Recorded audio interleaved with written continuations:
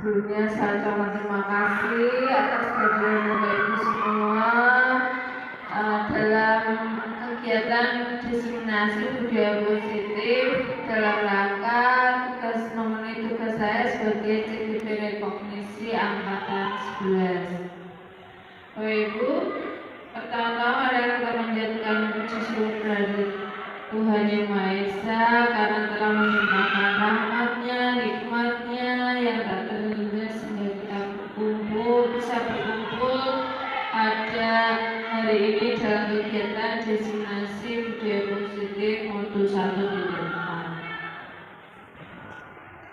Bapak Ibu, dalam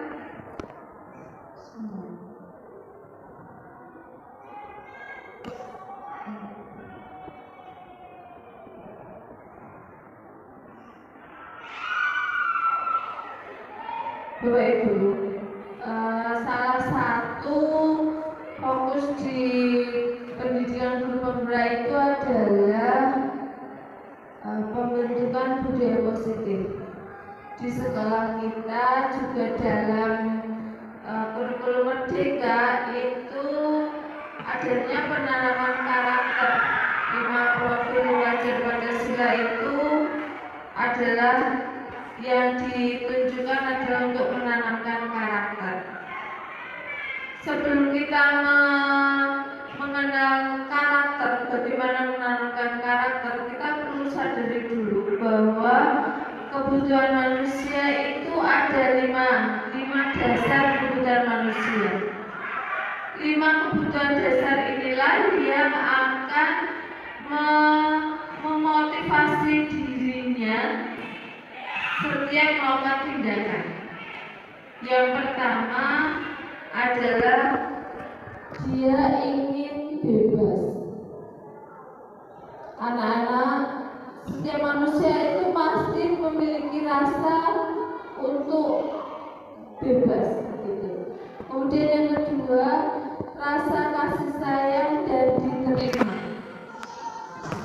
Ada kelakuan anak-anak mencari perhatian itu karena mungkin di semuanya tidak dapat rasa kasih sayang.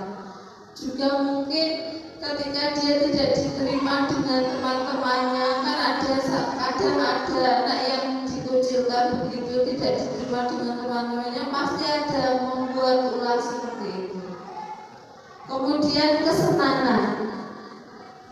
Ketika dalam pembelajaran dengan membosankan, anak butuh rasa kesenangan, pasti ada usilnya aja. Kenapa? Karena saya bosan. Itu adalah rasa yang mendasari kenapa dia berbuat tidak baik, karena kebutuhan dasarnya tidak terpenuhi, yaitu kesenangan.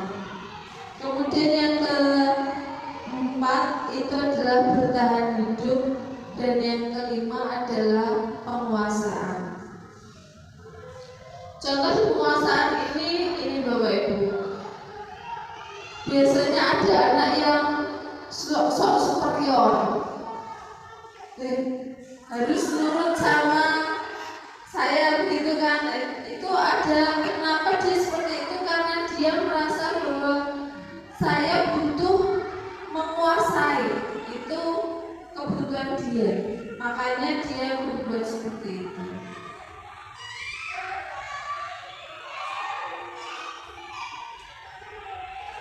Nah, dalam guru menyikapi berbagai macam perilaku anak dalam memenuhi kebutuhan hidupnya, itu kita bisa mengambil salah satu dari posisi kontrol itu.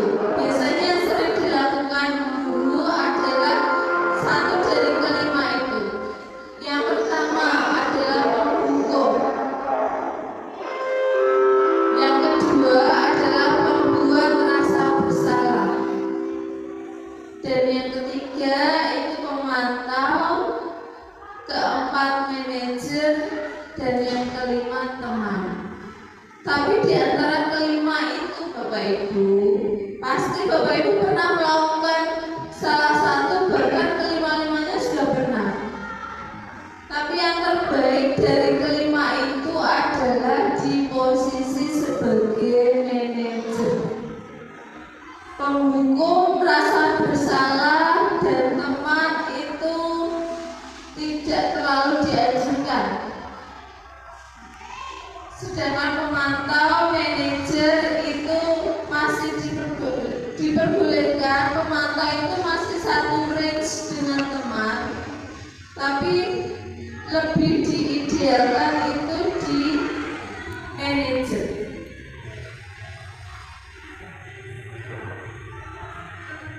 Kalau Bapak Ibu sebagai penghukum, mungkin Bapak Ibu tidak sadar bahwa panjenengan itu mengambil posisi sebagai penghukum itu biasanya seperti ini Bapak Ibu. Awas dulu, kalau kamu nggak pantau nanti saya hukum. Kalau kamu nggak ngerjain ini, nanti tak suruh lari keliling lapangan. Nah itu biasanya itu panjenengan mengambil posisi sebagai penghukum. Itu menakut-nakuti Bapak Ibu.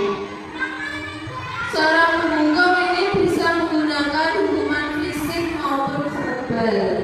Orang-orang yang menjalankan posisi penghukum senantiasa mengatakan bahwa sekolah memerlukan sistem atau alat yang dapat lebih menekan murid-murid lagi lebih dalam. Guru-guru yang menerapkan proses menghukum ini biasanya akan berkata seperti itu Bapak Ibu. Patuhi aturan saya, atau awas, biasanya begitu. Atau kamu selalu saja salah, itu penghukum. Kemudian selalu mesti yang paling bully ini mesti kue, nah itu ya juga penghukum. Nah guru seperti ini biasanya itu percaya bahwa cara yang dia punya itu pasti yang berhasil. Tidak ada cara lain kecuali cara saya. Itu penghukum. Penghukum ini biasanya juga dilihat dari nada bicara Bapak Ibu yang tinggi. Biasanya kalau nadanya sudah meninggi, wah ini anak-anak kan biasanya takut begitu. Nah, hasilnya kalau panjenengan mengambil posisi sebagai penghukum ini biasanya kemungkinan murid marah tapi memendam begitu, gak berani.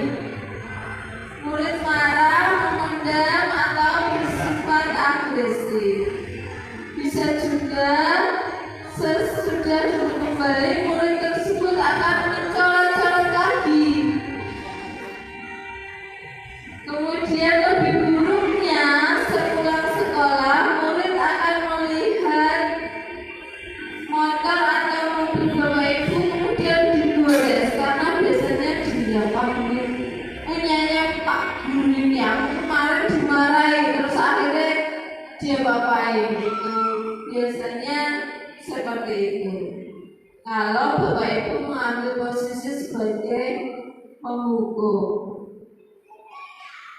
Nah yang kedua, ini sebagai pembuat rasa bersalah. Kalau pembuat rasa bersalah ini biasanya guru itu memberitahu kesalahan anak sehingga anak itu merasa dia sangat bersalah sekali. Contohnya gini, ibu kecewa banget sama kamu. Itu kalimat yang sering diucapkan. Kemudian berapa kali lah Bapak harus memberitahu kamu itu ya, kamu itu harusnya begini. Nah itu dia juga merasa akan membuat murid itu di posisi bahwa dia bersalah begitu. Ketika jenengan mengambil posisi sebagai pembuat rasa bersalah ini, maka hasilnya itu murid akan merasa bersalah. Ya, saat itu dia akan merasa bersalah Bapak Ibu. Dia merasa bersalah telah mengecewakan jenengan, Bapak ada guru, murid akan menjadi orang orang yang gagal, dia akan merasa gagal. Oh iya, saya salah, saya gagal ini. Dan tidak sanggup membahagiakan orang lain. Kadang-kala sikap seperti ini lebih berbahaya Bapak Ibu dari sikap menghukum. Namun kenapa lebih berbahaya? Karena emosinya itu akan tertahan Bapak Ibu. Emosinya tertahan di dalam murid juga menahan perasaannya. Tidak seperti murid dengan guru penghukum, gitu. Kalau murid penghukum kan biasanya marahnya ditumpahkan. Guru marah, kita ikutan marah, muridnya ikutan marah. Kalau pembuat rasa bersalah itu kan marahnya slow ya, bapaknya itu Bapak Ibu guru kalau marah kan tidak langsung posisi hot begitu ya. Tahu ya, maksudnya auranya itu kalau marah kan, kalau dia sebagai penghukum kan terlihat menyala-nyala, tapi ketika dia sebagai pembuat rasa bersalah itu dingin tapi menusuk langsung ke hati siswa begitu. Nah ini kalau teman Bapak Ibu, teman ini kalau teman ini 50-50, pasti ada yang pro, ada yang kontra. Biasanya yang kontra ini ibu-ibu yang lama-lama ini, guru-guru yang lama. Biasanya karena saya melihat fenomena sendiri itu, guru yang baru-baru itu lebih akrab, dekat dengan siswa, bahkan merasa sebagai teman. Sedangkan guru-guru yang lama itu dengan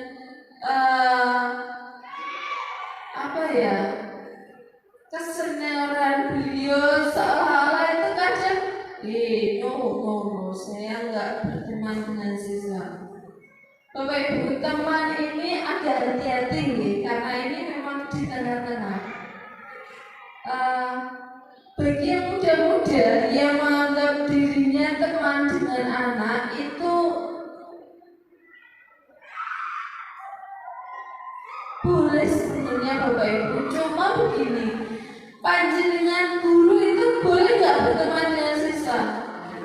Boleh, tapi guru bukan teman siswa Bapak Ibu. Jadi tetap ketika panjenengan berteman dengan siswa, jangan memposisikan diri panjenengan sebagai teman. Harus disampaikan bahwa panjenengan punya batas, bahwa marwah guru itu bukan seperti temannya siswa.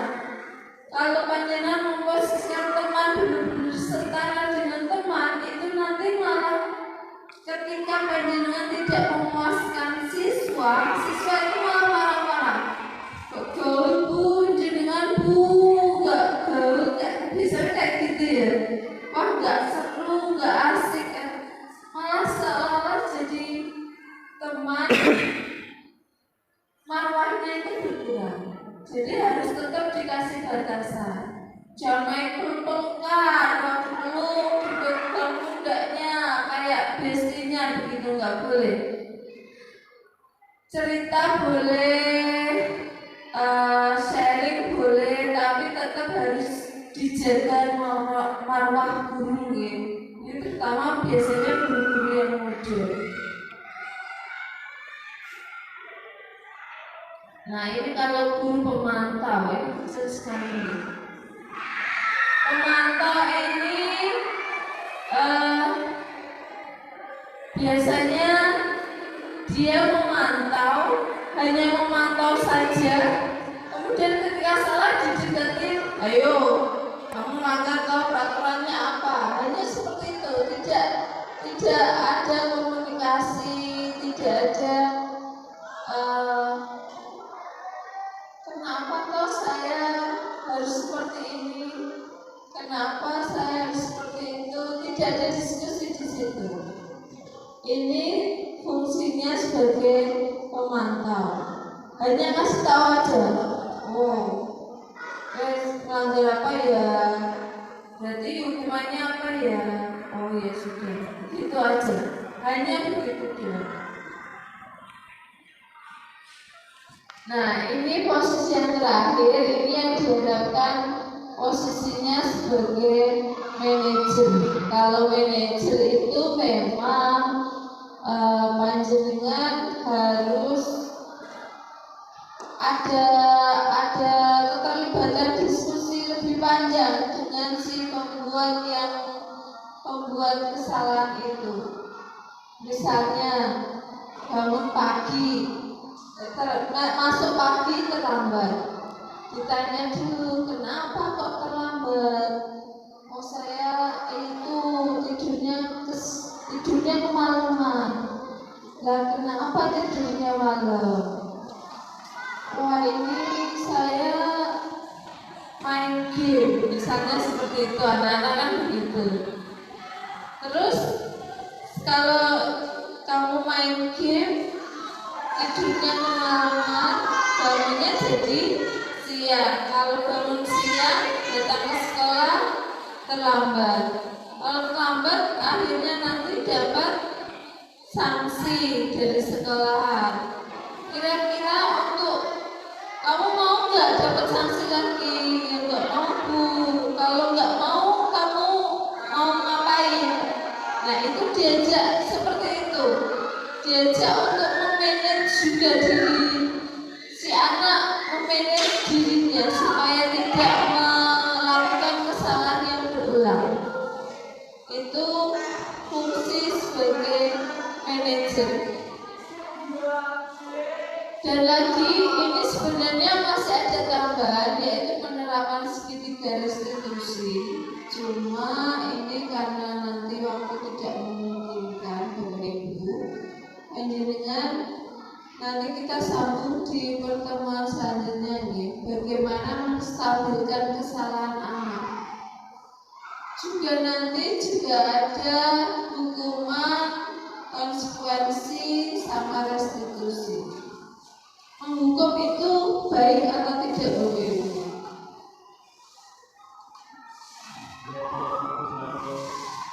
Lihat hukuman.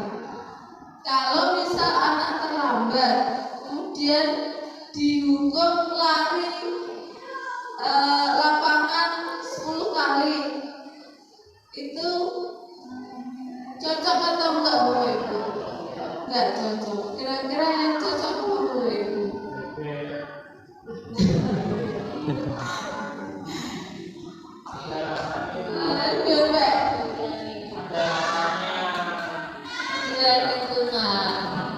Terus apa lagi Bapak Ibu?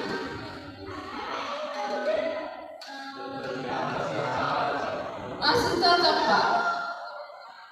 Mungkin disuruh lari itu karena dia keseringan, sehingga tahapannya harus tidak lari lagi. Dari awal sudah tidak tahu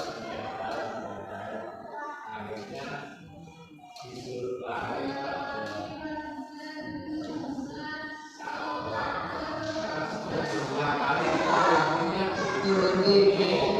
biar tidak mengulangi lagi.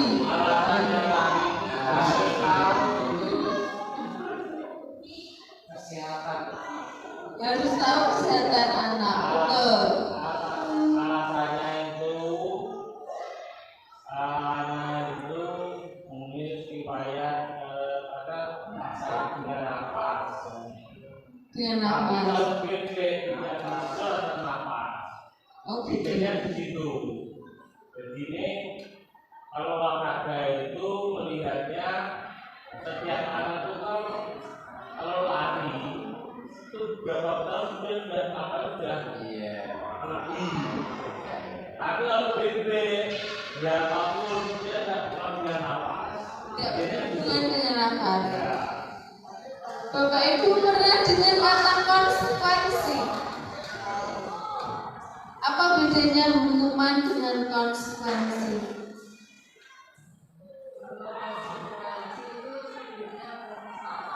Kalau konsekuensi ada kesepakatan. Kalau hukuman tidak ada. Sepenuhnya dibebankan oleh yang memberi hukuman, suka-suka yang beri hukum namanya hukuman. Kemudian juga hukuman itu tidak relate Bapak Ibu biasanya. Datang terlambat tapi disuruh lari. Datang terlambat disuruh nyiram. Itu ada hubungannya nggak ada ya. Tapi ketika menyeret-nyeret hukumannya disuruh membersihkan. Nah itu relate. Itu konsekuensi namanya. Dari tindakannya, bagaimana saya bisa menghapus minimal meminimalkan tindakan saya, kesalahan yang pernah saya buat itu dengan sesuatu yang relate, yang ada hubungannya. Misal datang terlambat, hukumannya mencatat catatan materi yang sudah disampaikan sebelumnya. Jadi kita tanya teman-temannya, itu relate nggak Bapak Ibu? Relate. Pas jam olahraga terlambat disuruh lari. Berhubungan nggak itu? Itu berhubungan justru. Tapi ketika jam IPA terlambat disuruh lari, berhubungan nggak? Nggak berhubungan. Nah, ini bedanya hukuman sama konsekuensi. Hukuman itu sifatnya hanya memberi efek jerah saja, tapi tidak ada hubungan dengan apa yang sudah dilakukan begitu. Sifatnya hanya menyakiti. Karena kamu sudah melanggar, maka kamu harus saya sakiti. Lewat apa? Lewat menyerah, lewat lari begitu. Tapi ketika kalau ada yang protes, loh tadi yang mencoret-coret kemudian disuruh menghapus itu bukan menyakiti, iya, tapi dia bertanggung jawab atas perbuatannya, begitu. Mencoret-coret bukunya teman, kemudian dihukum, disuruh membelikan buku yang baru, itu hukuman atau konsekuensi Bapak Ibu? Konsekuensi, seperti itu. Jadi kalau di kami itu ada menghukum dengan penghargaan. Penghargaan itu juga merupakan salah satu hukuman Bapak Ibu. Hati-hati, tidak semua penghargaan itu baik. Terkadang nanti penghargaan yang diberikan secara terus-menerus akan membuat anak itu gini, wah gini dia yuk, nggak semangat ya kan, kadang begitu ya. Anak-anak kita lomba ya, nanti hadiahnya Bu, ya uang 100.000, wah semangat. Lain kali kita ngadain lomba lagi, anak-anak kita lomba, hadiahnya berapa Bu? Nggak ada hadiah, ya kok semangat nggak ada hadiahnya. Itu motivasi diri itu hanya karena dari eksternal, karena ada hadiah. Jadi kita itu menghukum anak dengan hadiah itu bisa. Jadi hati-hati dengan memberikan hadiah, biasanya berupa fisik. Tapi kalau selamat reward secara lisan, penghargaan begitu, itu diperbolehkan. Cuma kalau pemberian yang secara fisik itu lebih dihati-hati, karena itu bisa membuat anak itu kecanduan akan penghargaan. Kalau nggak ada penghargaan nggak mau. Ada seperti itu ya Bapak Ibu. Ada deh, ini tuh tahu BK ya, pasti tahu. Kemudian juga ini, tidak semuanya yang dihukum itu mau kembali jadi benar. Kena terlambat tak suruh lari, itu belum tentu besok dia nggak terlambat. Wah, aku nggak mau lari, itu nggak mau. Terus dia jadi nggak terlambat, itu bukan seperti itu. Gitu Bapak Ibu. Kalau dia memang dari dalam dirinya sukanya nanti fokus penanganan yang baik itu sebenarnya nanti di segitiga restitusi. Kita pahamkan dulu kenapa kamu seperti ini. Orang berbuat salah itu wajar. Semua orang pasti pernah berbuat salah. Tapi bagaimana kita membuat langkah supaya kita tidak mengulangi kesalahan lagi. Itu yang diperlukan itu. Dalam menangani anak itu panjenengan memerlukan itu supaya anak termotivasi secara internal supaya tidak melakukan kesalahan yang sama. Kalau hukuman dari panjenengan itu dia kemungkinan akan mengulangi lagi. Tapi ketika dia sudah menyadari dan dia menetapkan hukuman untuk dirinya sendiri, nah itu yang biasanya lebih kuat dampaknya terhadap perubahan perilaku si anak. Itu namanya segitiga restitusi. Itu hanya untuk menstabilkan, memvalidasi dirinya bahwa setiap orang boleh berbuat salah, bisa berbuat salah, tapi bagaimana cara kita agar tidak mengulangi kesalahan yang sama. Itu namanya praktek di segitiga restitusi.